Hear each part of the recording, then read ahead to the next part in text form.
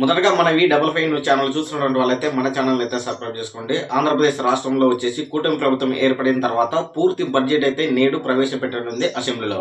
అయితే ఈ యొక్క బడ్జెట్ 3,24,000 కోట్ల రూపాయలు ఉండే అవకాశం ఉంది అనేది మనకు స్పష్టంగా అయితే తెలుస్తుంది.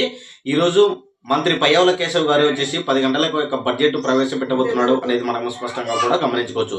ఈ యొక్క బడ్జెట్ వచ్చేసి కీలకంగా వచ్చేసి తల్లికి వందనంకు దాదాపుగా 10,527 కోట్ల రూపాయలు, అదేవిధంగా వ్యవసాయానికి సంబంధించి రైతులకు వచ్చేసి 10,324 కోట్ల రూపాయలు కూడా ప్రవేశపెట్టే అవకాశం ఉంది అనేది మనకు స్పష్టంగా తెలుస్తుంది అనమాట. ముఖ్యంగా ఈ యొక్క కూటమి ప్రభుత్వం అధికారంలోకి రాకముందు ముఖ్యంగా సూపర్ 6 పథకాలకు, అదే విధంగా వ్యవసాయానికి సంబంధించి ఈ యొక్క బడ్జెట్ ఎక్కువగా ప్రాధాన్యత సంతరించే అవకాశం ఉంది అనేది మనకు స్పష్టంగా తెలుస్తుంది. అదేవిధంగా పోలవరం ప్రాజెక్టు, వివిధ రకరకాల ప్రాజెక్టులు కూడా మొదటగా ప్రాధాన్యత ఇచ్చినట్టయితే మనకు స్పష్టంగా అయితే తెలుస్తుంది.